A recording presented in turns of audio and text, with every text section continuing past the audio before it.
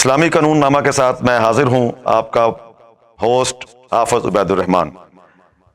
جیسا کہ آپ تمام دوستوں کو معلوم ہے کہ پاکستان کے اندر توہین رسالت، توہین قرآن، توہین مذہب، پورنوگرافک، بلاسفیمی کے کیسز، جن کا ایک طرف تو بہت فائدہ ہوا کہ آج کے بعد یہ توہین انشاءاللہ تعالی پاکستان کے اندر موجود نہیں ہوگی۔ ہم شکریہ ادا کرتے ہیں پیمرا کا، جس نے بر وقت تو نہیں لیکن کچھ دیر بعد ہی صحیح، لیکن ایسی تمام سائٹس کو انہوں نے بین کیا ہے اور ان کے اوپر اس کو ختم کیا ہے۔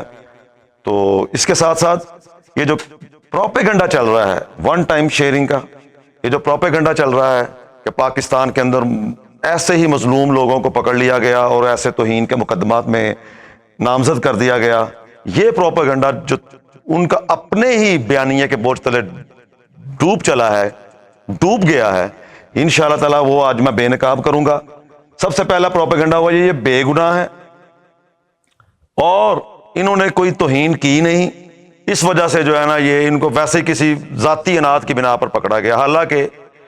120 کیسز کے اندر تقریباً 450 کے قریب لوگ جو ہیں وہ جیلوں کے اندر موجود ہیں، اور ان کے اندر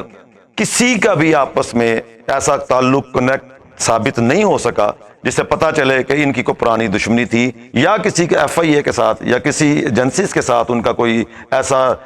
رپھڑ چل رہا تھا، ان کے ساتھ کوئی ایسی عداوت چل رہی تھی جس وجہ سے ان کو نامزد کیا گیا۔ تو جب یہ پروپیگنڈا پروٹیکشن گینگ کا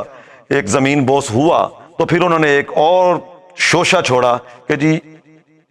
یہ ون ٹائم شیئرنگ ہے،